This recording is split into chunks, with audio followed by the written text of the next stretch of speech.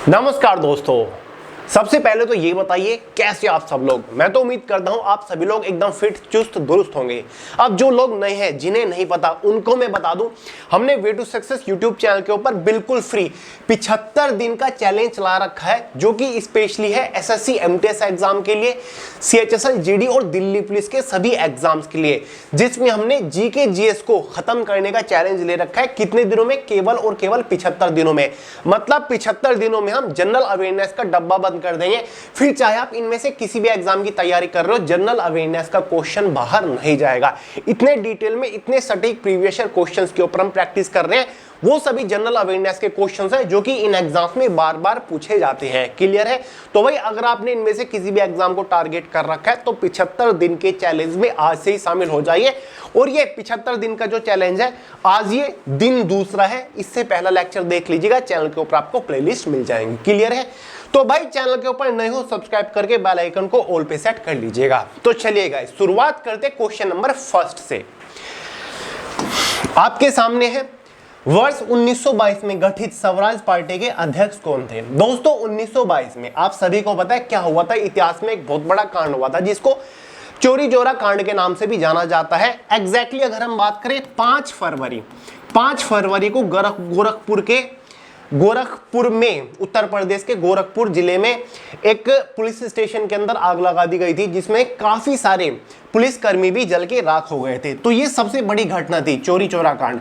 अब अगर हम बात करें 1920 में महात्मा गांधी जी ने एक आंदोलन चलाया था, असहयोग्य आंदोलन, नॉन कॉर्पोरेशन मूवमेंट, जिसकी वजह से वो अंग्रेजी शासन को खदेड़ना चाहते थे भारत के अंदर से। और नॉन कॉर्पोरेशन का मूवमेंट का उस टाइम पर रिजल्ट भी काफी बढ़िया निकल के आ रहा था। लेकिन उसके 2 साल बाद गोरखपुर में ये बड़ा कांड हो गया, जिसके बाद 5 फरवरी के बाद से गांधी जी को नॉन कॉर्पोरेशन मूवमेंट वापस लेनी पड़ गई, जिससे भारत के जो कुछ नेता थे, जो फ्रीडम फाइटर्स थे, जो आजादी की लड़ाई लड़ रहे थे, वो खुश नहीं थे। जिसमें से एक भगत सिंह जी भी थे, और साथ ही उनमें से मोतीलाल नेहरू हो गए, साथ ही चित्तरंजन दास हो गए। ठीक है, ये खुश नहीं थे गांधी जी के इस फैसले से कि इन्होंने असहयोग्य आंदोलन वापस क्यों लिया। क्लियर है? और गांधी जी ने इस चोरा चोरी कांड की वजह से इस आंदोलन को वापस ले लिया था। तो जब गांधी जी ने असहयोग्य आंदोलन वापस लिया तो भाई एक स्वराज पार्टी का गठन किया गया। तो एग्जाम में यही क्वेश्चन पूछा जाएगा कि भाई 1922 में गठित स्वराज पार्टी के अध्यक्ष कौन थे, इसके अध्यक्ष किनको बनाया गया था। ये क्वेश्चन कंफ्यूज करने वाला है, समझ गए?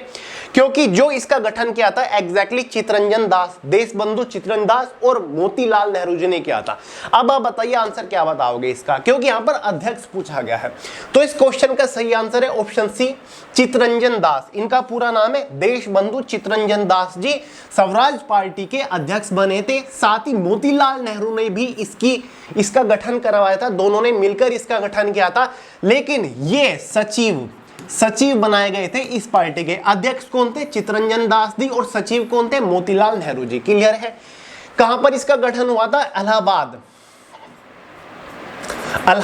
इलाहाबाद में इसका गठन हुआ था। क्लियर है? अगर एग्जाम में पूछ लिया जाए कि भाई स्वराज पार्टी का पहला अधिवेशन कहां पर हुआ था, तो उसका एक सही आंसर भी इलाहाबाद ही होने वाला है। 1923 में इसका पहला अधिवेशन हुआ था। इस दल की स्थापना एग्जैक्टली अगर हम बात करें 1 जनवरी 1923 को देशबंधु चित्तरंजन दास तथा मोतीलाल नेहरू जी द्वारा किया गया था।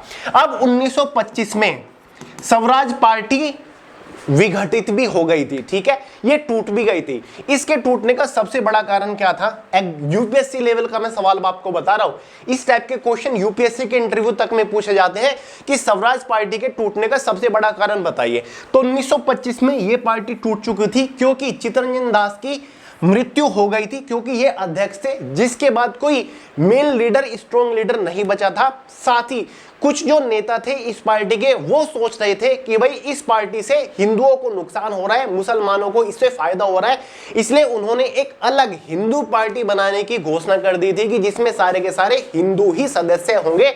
जिसमें से कौन कौन थे? एक तो मदन मोहन मालवीय जी थे, साथ ही लाला लाजपत राय जी थे, जिन्होंने अलग हिंदू पार्टी बनाने की घोषणा करी थी, फैसला लिया था 1925 के बाद, जिसकी वजह से 1925 में यह पार्टी टूट चुकी थी, स्वराज पार्टी। स्वराज पार्टी एक दल था जिसका मेन पर्पस ये था कि अंग्रेजों से आजादी लेना है, अखंड भारत का निर्माण करना है, स्वराज, ठीक है, स्वराज का अर्थ होता है स्वराष्ट्र या फिर एक राज्य, ठीक है। इसका मतलब ये होता है उनको पूरा भारत चाहिए था, ये नहीं कि दो दो सरकार एक ही देश के अंदर चल रही है, अंग्रेजी शासन भी चल रहा है और भारतीय शासन भी चल रहा है, क्योंकि अंग्रेजों ने ये प्रस्ताव रखा था भारतीयों के सामने, लेकिन इन्हें केवल एक ही राज्य चाहिए था, ठीक है। तो ये थी स्वराज पार्टी। उम्मीद करता हूं आपके कुछ डाउट्स क्लियर हुए होंगे, समझ गए दोस्तों। अगला सवाल है, कुचिपुड़ी नृत्य शैली के किस गुरु को वर्ष 1998 में पद्म भूषण प्राप्त हुआ था? कुचिपुड़ी नृत्य शैली के किस गुरु को वर्ष 1998 में पद्म भूषण प्राप्त हुआ था? सबसे पहला तो क्वेश्चन यही बन जाता है कि भाई कुचिपुड़ी नृत्य शैली जो है ये किस राज्य से संबंधित है? तो दोस्तों ये आंध्र प्रदेश राज्य से संबंधित है। आंध्र प्रदेश के अंदर एक गांव पड़ता था जिसका नाम था कुचिपुड़ी, इसी वजह से कुचिपुड़ी नृत्य शैली फेमस हुई थी। क्लियर है? तो भाई कुचिपुड़ी नृत्य शैली के जो सबसे प्रसिद्ध गुरु है वो गुरु वेम्पति चिन्ना सत्यम है। गुरु वेम्पति चिन्ना सत्यम है, जिनका जन्म आंध्र प्रदेश के कुचिपुड़ी में ही हुआ था और साथ ही इनका जो निधन हुआ था तमिलनाडु के चेन्नई में इनका निधन हुआ था। देखिए वेम्पति चिन्ना सत्यम 5 अक्टूबर 1929 में इनका जन्म हुआ था, 29 जुलाई 2012 में इनका निधन हुआ था। कहां पर हुआ था निधन? इनका चेन्नई के अंदर हुआ था। एक भारतीय नर्तक और कुचिपुड़ी नृत्य शैली के गुरु थे। चिन्ना सत्यम का जन्म आंध्र प्रदेश के कुचिपुड़ी में एक ब्राह्मण परिवार में हुआ था। कहां पर? ब्राह्मण परिवार में हुआ था। उन्हें वेदांतम लक्ष्मी नारायण शास्त्री ने पढ़ाया था। क्लियर है? जो कि कुचिपुड़ी डांस के एक बहुत ही फेमस गुरु थे। चिन्ना सत्यम ने 1963 में मद्रास में कुचिपुड़ी कला अकादमी की शुरुआत करी थी।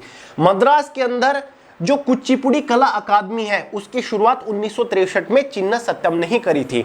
तो भाई क्वेश्चन हमारा क्या है कि किस गुरु को 1998 में पद्म भूषण से सम्मानित किया गया, जो कि भारत का तीसरा सबसे बड़े नागरिक सम्मान है?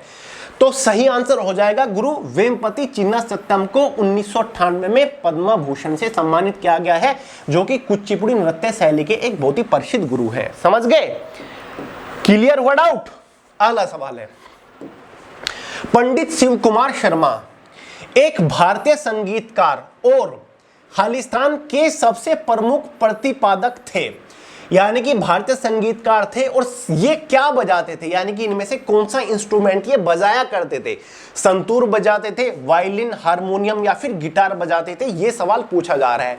और पंडित शिव कुमार शर्मा बहुत ही पॉपुलर थे, इनसे रिलेटेड एग्जाम में बहुत ज्यादा क्वेश्चन पूछा जाता है। इनको काफी बड़े अवार्ड से भी सम्मानित किया गया है, वो भी एग्जाम में पूछा जाता है। तो वही पंडित शिव कुमार शर्मा जो थे ये बजाया करते थे संतूर के ये एक बहुत बड़े वादक थे। पंडित शिव कुमार शर्मा को 1986 में संगीत नाटक अकादमी पुरस्कार तथा 1991 और 2001 में पद्मश्री और पद्म विभूषण से सम्मानित किया गया। 1991 में इनको पद्मश्री पुरस्कार से सम्मानित किया गया और भाई पद्म विभूषण पुरस्कार से इनको 2001 में सम्मानित किया गया। शिव कुमार शर्मा का जन्म ब्रिटिश भारत के जम्मू कश्मीर रियासत के जम्मू में 13 जनवरी 1938 को एक डोगरा परिवार में हुआ था। पंडित शिव कुमार शर्मा जी का जो जन्म हुआ था एक डोगरा परिवार में हुआ था।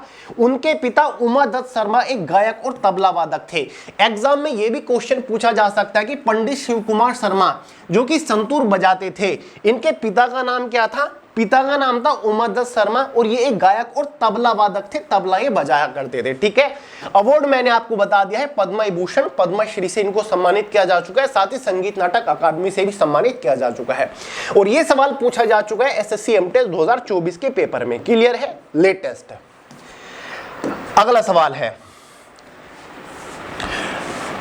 पटडकल में जैन मंदिर का निर्माण खालिस्तान द्वारा किया गया। पटडकल जो कि एक जगह पड़ती है, कहां पर पड़ती है ये जगह? कर्नाटका राज्य के अंदर ये जगह पड़ती है। यहां पर जैन मंदिर भी है और साथ ही हिंदू धर्म से भी रिलेटेड मंदिर है। तो ये पूछा जा रहा है कि जो जैन मंदिर है वो किस राजा, किस शासक के द्वारा बनाया गया था या फिर किस साम्राज्य के द्वारा बनाया गया था? क्या राष्ट्रकूटों के द्वारा बनाया गया, चालुक्य या फिर चोल या फिर होयसलास के द्वारा बनाया गया? देखिए डेफिनेशन मैंने लिख दिया। पटदकलु जिसे रक्तपुरा कहा जाता है, भारत के कर्नाटक राज्य के बगलकोट जिले में मलप्रभा नदी तट पर स्थित एक ऐतिहासिक गांव है। किस नदी के किनारे? मलप्रभा नदी के किनारे एक ऐतिहासिक गांव है। इसका निर्माण 9वीं शताब्दी में राजा अमोघ वर्ष प्रथम या उनके पुत्र कृष्णद्वैत्य ने करवाया था। ठीक है, ये जो जैन मंदिर है या फिर ये जो गांव है, एक तरीके से राजा अमोघोष वर्ष प्रथम और उनके पुत्र कृष्णद्वैत्य ने करवाया था। ठीक है, अब सवाल उठता है कि जो अमोघ वर्ष है, अमोघ वर्ष, ये किस साम्राज्य का राजा था? तो भाई ये राष्ट्रकूट का था। राष्ट्रकूट जो कि दक्षिण भारत के काफी बड़ा साम्राज्य था, तो इसका एक शासक था राजा अमोघ वर्ष प्रथम। इसने या इसके पुत्र कृष्णद्वैत्य ने इसका निर्माण करवाया था। ठीक है, दोनों ने मिलकर इसका निर्माण कराया था, ऐसा हम कह सकते हैं। क्लियर है? ये जो जैन मंदिर है किसको समर्पित है? जैन धर्म के जो 23वें तीर्थकर है पार्श्वनाथ। कौन है? पार्श्वनाथ। इनको ये जैन मंदिर समर्पित है। यहां पर कुछ हिंदू मंदिर भी है। क्लियर है? हिंदू मंदिर भी है जो कि भगवान शिव को समर्पित है। क्लियर है? जो एलिफेंटा अजंता एलोरा है ना, उसी के जैसे ये मंदिर यहां पर बनाए गए हैं। दिल्ली पुलिस कांस्टेबल 2020 में ये सवाल पूछा जा चुका है। अगला सवाल है, जनगणना 2011 के अनुसार भारत में निम्नलिखित में से किस राज्य में लिंग अनुपात सबसे अधिक है? 2011 की जनगणना के अनुसार भारत के किस राज्य में लिंग अनुपात सबसे अधिक है? लिंग अनुपात मतलब उस राज्य के अंदर देखा जाता है कि 1000 पुरुषों पर कितनी महिलाएं हैं। जैसे कि भारत का लिंग अनुपात 2011 की जनगणना के अनुसार 943 है, यानी कि 1000 अगर पुरुष हैं तो उन पर 943 महिलाएं हैं। क्लियर है? इस तरीके से लिंग अनुपात को कैलकुलेट किया जाता है। तो यहां पर पूछा जा रहा है कि किस राज्य का लिंग अनुपात सबसे अधिक था, तो इस क्वेश्चन का सबसे सही आंसर है केरल। केरल राज्य का 2011 की जनगणना के अनुसार जो लिंग अनुपात था वो 1084 था। कितना?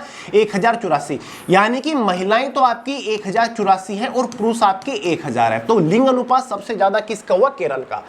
आंध्र प्रदेश की अगर हम बात करें 2011 की जनगणना के अनुसार 993 महिलाएं था।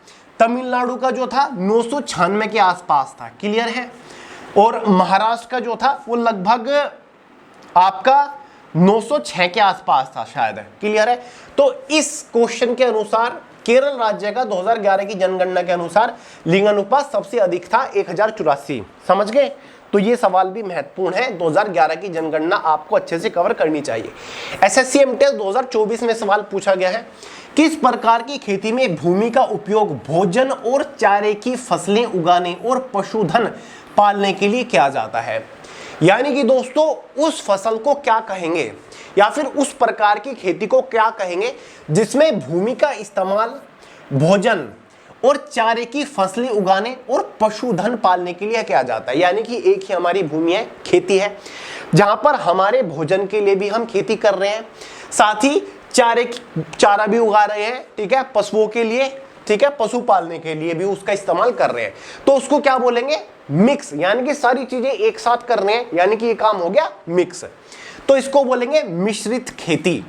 क्या बोलेंगे? मिक्स्ड फार्मिंग इसको बोलेंगे। एक होती है आपकी डेयरी फार्मिंग, जहां पर हम पशुपालन वगैरह करते हैं और दूध का उत्पादन करते हैं, उसको बोलते हैं डेयरी फार्मिंग। वृक्षारोपण खेती होती है जहां पर हम भूमि के अंदर पेड़ लगाते हैं, उसको बोलते हैं वृक्षारोपण खेती। वाणिज्यिक खेती जो होती है, कॉमर्शियल फार्मिंग जो होती है, कॉमर्शियल फार्मिंग जहां पर हम जमीन का इस्तेमाल, खेती का इस्तेमाल कर रहे हैं व्यापार के लिए, यानी कि अनाज वगैरह वहां पर हम उगा रहे हैं, उत्पादन कर रहे हैं और उसको फिर हम जाके बेच रहे हैं जिससे हमें धन प्राप्त हो रहा है, उसको बोलते हैं वाणिज्यिक खेती। तो ये सवाल जो है यूपीएससी में बहुत ज्यादा पूछा जाता है, इनके बारे में एक्सप्लेनेशन देनी होती है पूरी।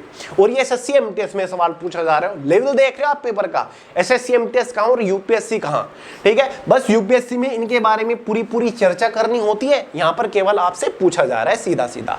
तो इस सवाल का आंसर तो हो जाएगा हमारा मिश्रित खेती होती है, जहां पर हम भूमि का उपयोग भोजन के लिए भी कर रहे हैं, अनाज वगैरह उगा रहे हैं जिससे हम अपने घर में इस्तेमाल ले रहे हैं, जिससे हम रोटी बना रहे हैं, खा रहे हैं, साथ ही चारे की फसलें भी उगा रहे हैं और साथ ही पशुधन भी पाल रहे हैं।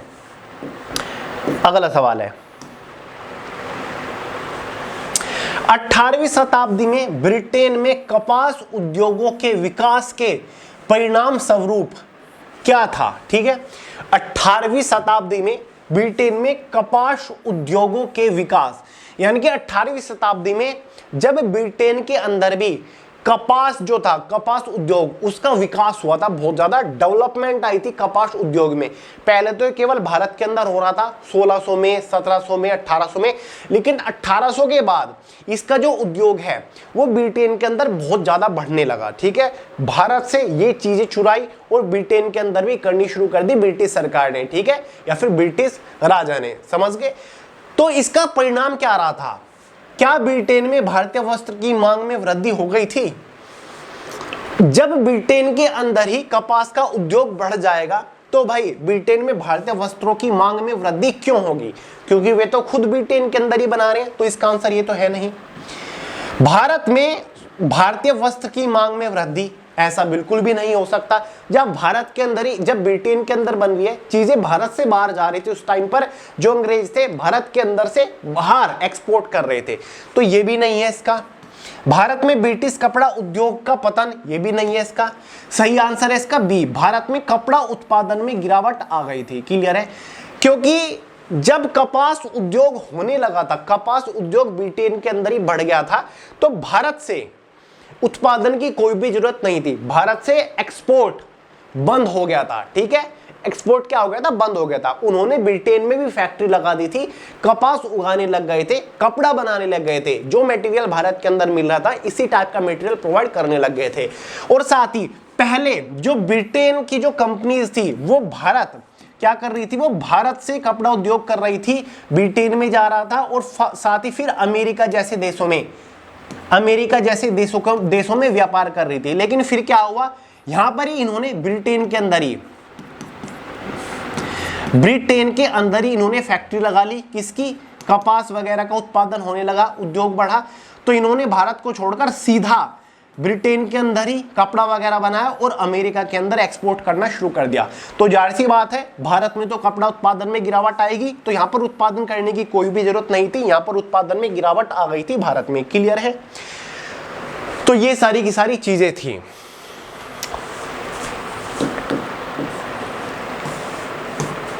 अगला सवाल है, कवक, जिसको हम बोलते हैं फंगी या फिर फंगाई भी कुछ लोग कहते हैं, निम्नलिखित में से किस वस्तु पर उग सकता है? 4-5 वस्तुओं का नाम दे रखा है। क्या कवक जो फंगी है वो रोटी पर उग सकती है? बिल्कुल उग सकती है। अचार बिल्कुल उग सकती है। चमड़ा बिल्कुल उगती है। कपड़ों पर भी लग जाती है फंगी।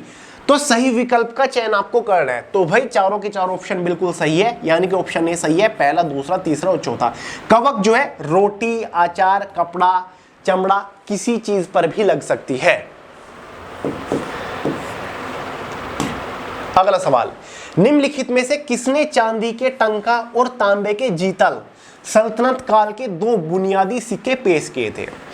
दिल्ली सल्तनत का वो कौन सा शासक था जिसने सिक्के जारी किए थे पहली बार? चांदी के जो सिक्के थे उनको टंका कहा जाता था, तांबे के जो सिक्के थे उनको जीतल कहा जाता था। तो बताइए भाई उस शासक का नाम क्या था? उस शासक का नाम था इल्तुतमिश, जिसको ममलूक वंश का वास्तविक संस्थापक भी माना जाता है। ठीक है, गुलाम वंश का वास्तविक संस्थापक एक तरीके से इल्तुतमिश को माना जाता है, जो कि कुतुबुद्दीन ऐबक का पुत्र था। ठीक है, इसका शासनकाल कब से कब तक था? 1210 से लेकर 1236 तक इसका शासनकाल था इल्तुतमिश का। इसके बाद इसकी पुत्री रजिया सुल्तान गद्दी पर बैठी थी। कब से कब तक? 1936 से 1940 तक। समझ गए? तो भाई इल्तुतमिश ने सबसे पहले चांदी के टंका सिक्के जारी किए थे और तांबे के जीतल सिक्के जारी किए थे।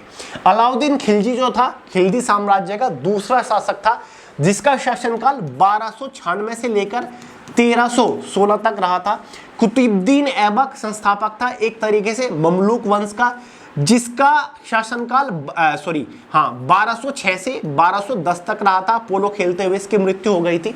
इब्राहिम लोदी साम्राज्य का आखिरी शासक था, जिसका शासनकाल 1517 से लेकर 1526 तक चला।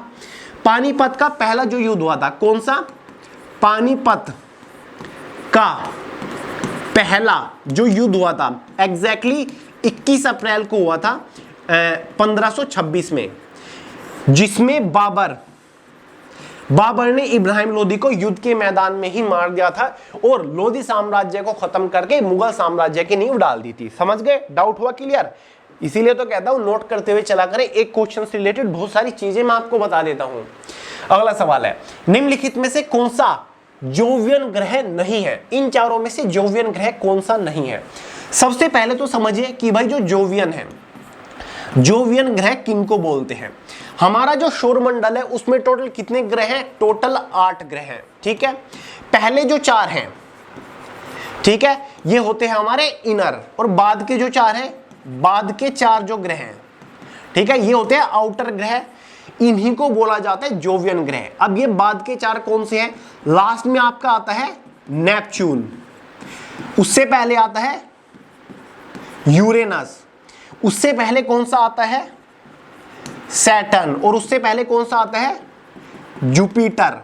ये 4 ग्रह हमारे जोवियन ग्रह है। और एक और खास बात होती है इन चारों ग्रह की, ये चारों ग्रह पृथ्वी से कई गुना बड़े होते हैं, और ये सारे चारों ग्रह गैसियस ग्रह, जिनमें स्पेशली हीलियम और हाइड्रोजन गैस पाई जाती है, इसीलिए इनको जोवियन ग्रह बोला जाता है। तो निम्नलिखित में से जोवियन ग्रह कौन सा नहीं है, ये पूछा गया है। अब ये 4 तो जोवियन ग्रह, मतलब नेपच्यून आपका जोवियन ग्रह है, बृहस्पति मतलब जुपिटर आपका जोवियन ग्रह है, शनि मतलब सैटर्न भी आपका जोवियन ग्रह है, बुध ग्रह जो है, ठीक है, जिसको बोला जाता है मरकरी, ये एक जोवियन ग्रह नहीं है। ये तो हमारा सबसे पहला ग्रह है। सबसे पहला ग्रह कौन सा है? बुध ग्रह सबसे पहला ग्रह है हमारा। ठीक है, दूसरे नंबर पर आपका शुक्र ग्रह आता है, शुक्र ग्रह, और तीसरे नंबर पर कौन सा आता है? पृथ्वी ग्रह। कौन सा आता है? हमारा पृथ्वी। और चौथे नंबर पर कौन सा आता है? मार्स यानी कि मंगल। और फिर 5वें पर तो वही आपका 5वें पर आता है जुपिटर, 6ठे पर आता है सैटर्न, 7वें पर आता है यूरेनस, और 8वें पर आता है नेपच्यून।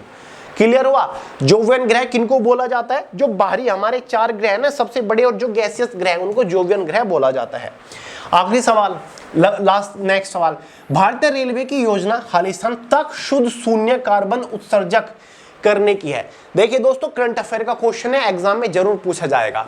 भारतीय रेलवे ने हाल ही में एक अनाउंसमेंट करी है, जिसमें उन्होंने बताया कि भारतीय रेलवे या फिर भारत सरकार की योजना है कि जो पोल्यूशन एमिट कर रही है, यानी कि जो डीजल की ट्रेनें हैं, ठीक है, उनको हम पूरी तरीके से बंद कर देंगे, और भारतीय रेलवे को 100% हम इलेक्ट्रिक बना देंगे। तो इन्होंने योजना बना रखी है 2030 तक 100% इलेक्ट्रिक, 100% इलेक्ट्रिक ट्रेन बन जाएगी।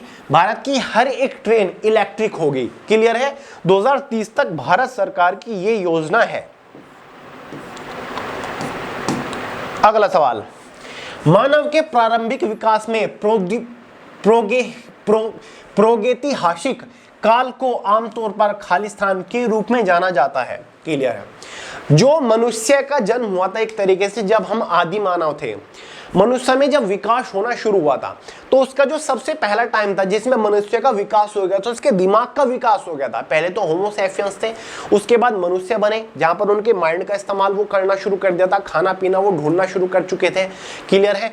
तो वो काल कौन सा था? अब हमारे 3 काल आते हैं। एक तो होता है पुरापाषाण काल, मध्य पाषाण काल, नवपाषाण काल। उसके बाद नवपाषाण काल में ही आपकी कॉपर एज आती है, साथ ही आपकी आयरन एज आती है, जिसमें मनुष्य कॉपर का इस्तेमाल करना जान चुका था, लोहे का इस्तेमाल करना जान चुका था। लेकिन जब मानव प्रारंभिक विकास जब मानव में हुआ था, उस टाइम पर लोहे कॉपर का इस्तेमाल नहीं करता था, उस टाइम पर केवल पत्थर का इस्तेमाल करता था, और उसको बोलते हैं पुरापाषाण काल। पेपर में अगर कहीं भी सवाल दिख जाए कि मनुष्य पत्थर का इस्तेमाल कौन से काल में करता था, तो वो उसका सबसे पहला काल था। पत्थर के औजार वगैरह, पत्थर के हथियार वगैरह बनाना शुरू कर दिया था, तो वो था पुरापाषाण काल। यानी कि पुरापाषाण काल इस सवाल का सही आंसर हो जाएगा। प्रारंभिक विकास पूछा गया है ना, मानव के प्रारंभिक विकास का कौन सा काल है? तो भाई वो पुरापाषाण काल है, जहां पर पत्थर का इस्तेमाल करना मानव ने शुरू कर दिया था, पत्थर के हथियार बनाने शुरू कर दिए थे, जिनसे वो शिकार वगैरह करने लग गए थे। समझ गए? अगला सवाल है, ब्रिटेन के किस प्रधानमंत्री ने 44 दिनों की सेवा के बाद 20 अक्टूबर 2022 को इस्तीफा दे दिया? यह करंट अफेयर का सवाल है। किसका सवाल है? करंट अफेयर्स का सवाल है और सवाल पूछा जाएगा। और 2023 एसएससी एमटेस में सवाल पूछा जा चुका है। ब्रिटेन के उस प्रधानमंत्री का नाम बताइए जिन्होंने केवल 44 दिनों की सेवा के बाद ही 20 अक्टूबर 2022 को अपना इस्तीफा दे दिया था। देखिए दोस्तों, इस पीएम को 55 दिन के लिए नियुक्त किया गया था। उसके बाद प्रॉपर निर्वाचन होना था अगले पीएम का, या फिर प्रॉपर एक प्रोसेस होता, लेकिन इन्होंने 55 दिन होने से पहले ही 44 दिनों में ही अपना इस्तीफा सौंप दिया था। ठीक है, केवल 44 दिनों में। तो उस पीएम का नाम बताना है। उस पीएम का नाम को क्या था? लिज ट्रस था। देखिए दोस्तों, जब लिज ट्रस पीएम बनी किसकी? ब्रिटेन की, इन्होंने बड़े बड़े वादे कर दिए कि मैं नया बजट लेके आऊंगी। ठीक है, अर्थव्यवस्था को इतना बेनिफिट होने वाला है, लेकिन ये अपने वादों पर नहीं टिक पाई। ये एक नया बजट लेकर तो आई, इन्होंने पार्लियामेंट के अंदर नया बजट जारी तो किया, लेकिन उस वजह से ब्रिटेन के अंदर मंदी जैसी हालात बन गई, जिसकी वजह से इनके मंत्रिमंडल के काफी सारे मंत्रियों ने भी इस्तीफा दे दिया और मजबूरन इन्हें अपना पद छोड़ना पड़ा। 55 दिन से पहले 44 दिन तक, और 44 दिन के अंदर इन्होंने अपना पद छोड़ दिया और एक बड़ा रिकॉर्ड भी स्थापित कर दिया। सबसे कम टाइम में इस्तीफा देने वाली, सबसे कम टाइम तक ब्रिटेन की प्रधानमंत्री बनने वाली ये पहली है लिज ट्रस। क्लियर है? इनसे पहले बोरिस जॉनसन थे, फिर लिज ट्रस 44 दिन के लिए पीएम बनी। उसके बाद ऋषि सुनक जो कि भारतीय मूल के ही है, ये ब्रिटेन के पीएम बने थे। क्लियर है? देखिए, इससे पहले ब्रिटेन के पूर्व पीएम जॉर्ज कनिंग 1827 में 119 दिन तक सत्ता में रहे थे। तो भाई ये भी 119 दिन तक थे, लेकिन यार लिज ट्रस ने तो रिकॉर्ड ही तोड़ दिया, केवल 44 दिन तक ही थी। ब्रिटेन में सबसे अधिक समय तक पीएम रहने वाले नेता सर रॉबर्ट वालपोल हैं। वे 20 वर्ष 314 दिन तक ब्रिटेन के प्रधानमंत्री रहे थे। क्लियर है? सबसे लंबे समय तक ब्रिटेन के प्रधानमंत्री कौन थे? ये थे सर रॉबर्ट वालपोल। ये 20 साल 314 दिनों तक ब्रिटेन के प्रधानमंत्री बने रहे थे। तो इस सवाल का सीधा सीधा आंसर क्या हो जाएगा? जिन्होंने केवल 44 दिनों के अंदर ही 2022 में अपना इस्तीफा सौंप दिया था, इसका आंसर है लिज ट्रस थी ये।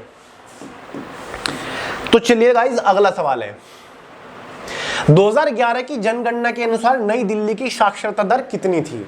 2011 की जो आखिरी जनगणना हुई थी, इसके अनुसार दिल्ली की जो साक्षरता दर थी वो 88 थी, 88.01% थी। दिल्ली की साक्षरता दर कितनी थी? 88.01% थी। सवाल पूछा जाएगा। अगला सवाल है, विश्व के कुल भौगोलिक क्षेत्रफल का कितना प्रतिशत भाग भारत का है? देखिए, पूरा जो दुनिया है, ठीक है, यहां पर हमारा प्यारा भारत है, तो ये दुनिया के क्षेत्रफल का कितना प्रतिशत भारत क्षेत्रफल होल्ड करता है? तो भाई ये 2.4% है। दुनिया के 2.4%, दुनिया के टोटल क्षेत्रफल का 2.4% भारत का क्षेत्रफल है। भारत दुनिया की 7वीं सबसे बड़ी एरिया के अकॉर्डिंग क्षेत्रफल की दृष्टि से सबसे बड़ी कंट्री है। भारत का क्षेत्रफल 32,87,263 वर्ग किलोमीटर है, जो इसे विश्व का 7वां सबसे बड़ा देश बनाता है। पहले पर विश्व का सबसे बड़ा देश रशिया है, जो कि दुनिया के क्षेत्रफल का 11% है। दूसरे नंबर पर कनाडा है, जो कि 6% है। तीसरे नंबर पर चाइना है, 6.5% है। चौथे पर यूएसए है, 6% है। ब्राजील है, 5.6%। छठे पर ऑस्ट्रेलिया, 7वें पर इंडिया है, लगभग 2%। फिर अर्जेंटीना, कजाकिस्तान, साथ ही 10वें पर अल्जीरिया है। ये 10 सबसे बड़ी कंट्रीज हैं क्षेत्रफल की दृष्टि से भारत दुनिया की। अगला सवाल है, भारत का क्षेत्रफल कई बार एग्जाम में पूछ लिया जाता है, तो भारत का क्षेत्रफल देख लो 32,87,263 वर्ग किलोमीटर, यानी कि स्क्वायर किलोमीटर है। अगला सवाल है, गैल्वनीकरण एक ऐसी प्रक्रिया है जिसमें सुरक्षात्मक खालिस्तान लोहे को जंग लगने से बचाने के लिए उस पर लेप लगाया जाता है। दोस्तों, इंग्लिश में इसको बोलेंगे गैल्वनाइजेशन। गैल्वनाइजेशन एक ऐसा प्रोसेस है जिसमें हम लोहे या फिर स्टील के ऊपर एक परत चढ़ाते हैं, जिससे लोहे या फिर स्टील पर जंग नहीं लगता, वो परत उसको जंग लगने से बचाती है। तो उस प्रोसेस को बोलते हैं गैल्वनाइजेशन। और वो किस चीज की परत होती है? वो होती है जस्ते की परत, यानी कि जिंक की परत। किसकी? जिंक की परत चढ़ाते हैं हम किसी भी लोहे या फिर स्टील को जंग लगने से बचाने के लिए, और इस प्रोसेस को बोलते हैं गैल्वनीकरण। गैल्वनीकरण, गैल्वनाइजेशन। क्लियर है? वैसे यार देखिए आज के लेक्चर में और भी कुछ क्वेश्चन थे, लेकिन किसी कारण की वजह से ये लेक्चर मुझे यहीं पर रोकना पड़ेगा, उसके लिए मैं माफी चाहता हूं। अगले लेक्चर में सारी की सारी चीजें मैं आपकी कवर करा दूंगा।